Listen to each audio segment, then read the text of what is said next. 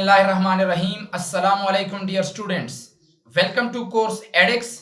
मैं हूं आपका इंस्ट्रक्टर मोहम्मद सलमान और आज हम इंशाल्लाह एसक्यूएल के बारे में पढ़ेंगे। SQL stands for structure query language.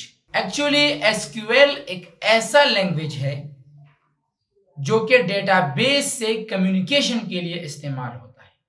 मिसाल के तौर पे सर्वर पे आपका डेटा पड़ा है और आप सर्वर से डेटा रिट्रीव करना चाहते हैं, सर्वर से आप डेटा एक्सेस करना चाहते हैं, तो आप स्ट्रक्चर क्यूरी लैंग्वेज का इस्तेमाल करेंगे। आजकल जितने भी रिलेशनल डेटाबेसेस हैं, रिलेशनल डेटाबेसेस वो डेटाबेसेस हैं जिनमें डेटा टेबल्स की फॉर्म में स्टोर होता है।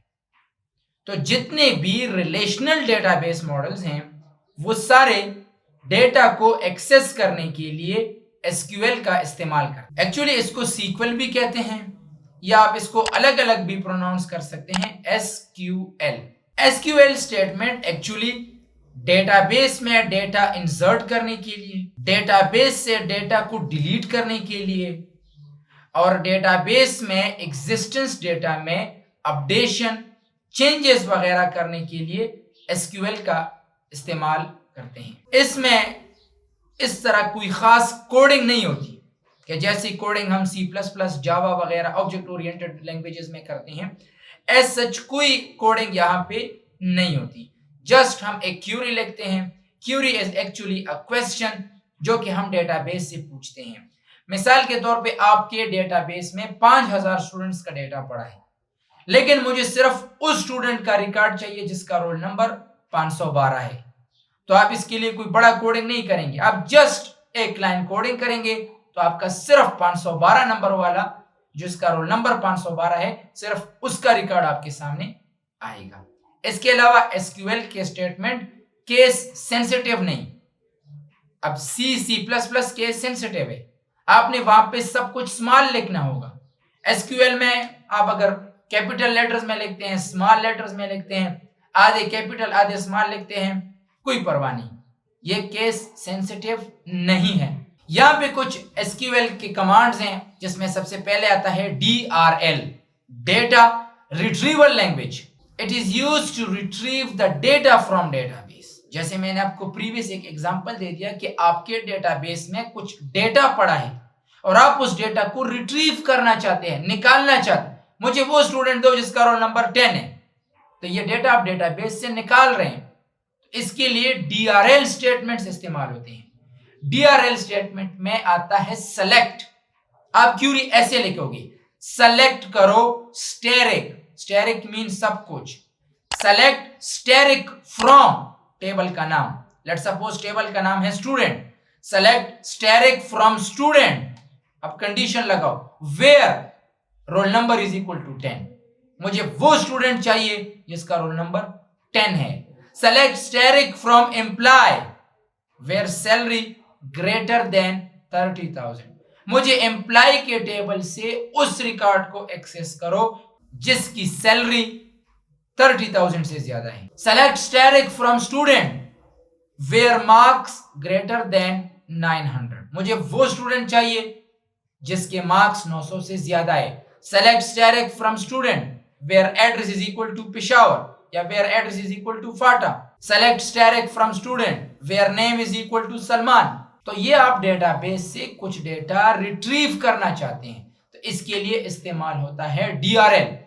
इसको इंशाल्लाह हम नेक्स्ट चैप्टर में प्रैक्टिकल करेंगे। Next statement is DDL, data definition language. ये आपके डेटाबेस के स्ट्रक्चर को डिफाइन करता है। मिसाल के तौर पे आप एक नया टेबल क्रिएट करना चाहते हैं तो आप क्रिएट स्टेटमेंट इस्तेमाल करोगे। क्रिएट टेबल स्टूडेंट, उसमें सारे एट्रीब्यूट्स वगैरह डिफाइन करना। तो एक नए टेबल को बनाने के लिए, एक व्यू को क्रिएट करने के लिए हम क्रिएट स्टेटमेंट इस्तेमाल करते हैं। क्रिएट DDL है, data definition language. Next statement is alter statement. अब अल्टर स्टेटमेंट क्या करता है, आपके एग्जिस्टिंग चीजों में चेंज करता है। मिसाल के तौर पे मैंने टेबल को नाम दिया है स्टूडेंट और आप चाहते हैं स्टूडेंट नहीं STD लिखो, या आपने लिखा EMP, आप कहते हैं यार मैं पूरा एम्प्लॉय लिखना चाहता हूं, तो आप alter table employee, alter table student. आपने लेट सपोज एक कॉलम को नाम दिया है रोल नंबर, आप चाहते हैं रोल नंबर नहीं स्टूडेंट आईडी।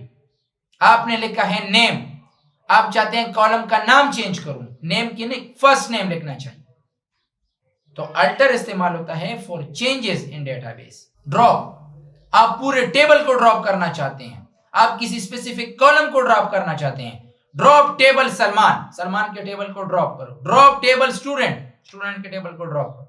या आप इस तरह भी कर सकते हैं कि आप किसी स्पेसिफिक कॉलम को खत्म करना चाहते हैं, स्टूडेंट टेबल है उसमें है roll number, name, address, age, आप चाहते हैं एज की जरूरत नहीं है तो आप इस ड्रॉप कॉलम एज, आप इस कॉलम जो है आपका एज कॉलम है आप उसको भी ड्रॉप कर सकते हैं। रीनेम, आप टेबल के नाम को रीनेम करना चाहते हैं, इसके अलावा आप कॉलम के नाम को रीनेम वगैरह करना चाहते हैं।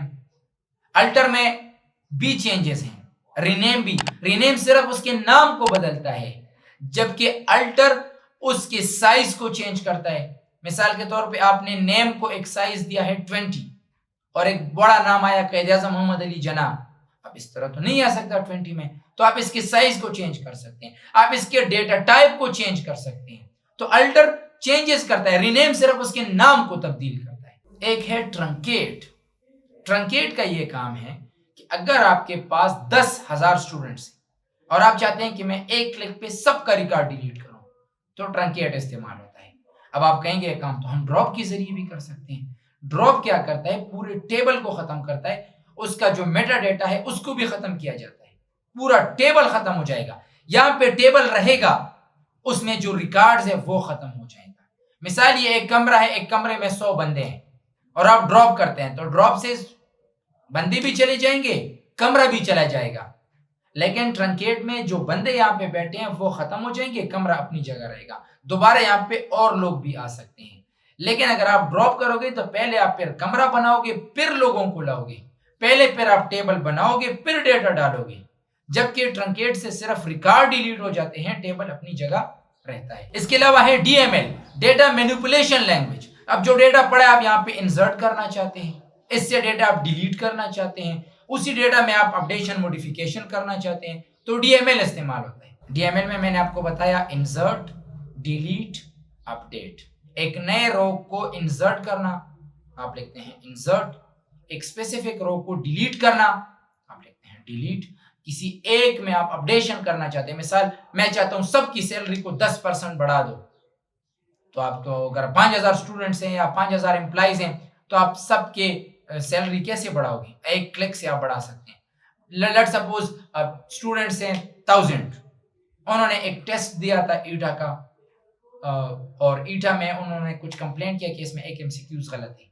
अब वो लोग सबको एक एक नंबर एक्स्ट्रा देना चाहते हैं तो कैसे देंगे, हर एक बंदे के नंबर को बढ़ाएंगे, इस पे कितना टाइम लगेगा। यहाँ पे हम लिखते हैं अपडेट मार्क्स और सबको नंबर एक एक बढ़ा दो। ये सारे फिर इंशाल्लाह हम प्रैक्टिकल करेंगे, फिर आपको समझ आएगा, लेकिन फिलहाल सिर्फ समझे, मैं आपको एग्जांपल दे रहा हूँ कि अपडेट अब हाँ कैसे इस्तेमाल होगा। अब 1000 स्टूडेंट है, सबके नंबर को एक एक बढ़ाओ, कितना टाइम लगेगा। मैं सिर्फ एक क्यूरी लिखूंगा, एक क्लिक करूंगा, ऑटोमेटिक जितने भी स्टूडेंट है सबके नंबर बढ़ जाए। एक है डीसीएल, डेटा कंट्रोल लैंग्वेज। अब डेटाबेस में किसी को इख्तियार देना, किसी से इख्तियार लेना। एक स्पेसिफिक यूजर है, आप उसको कुछ इख्तियारात देना चाहते हैं तो आप ग्रांट के जरिए देंगे। किसी से आप वापस इख्तियारात लेते हैं कि यार आप सिर्फ इंसर्शन कर सकते हो, आप अपडेशन भी कर सकते हो, आप डिलीशन भी कर सकते हो, तो ये है इख्तियारात देना, प्रिविलेजेस देना, तो ये ग्रांट के जरिए होगा। और वो प्रिविलेजेस वापस लेना वो रिवोक के जरिए होंगे। So that's enough for today, इंशाल्लाह see you in next lecture. Thank you very much.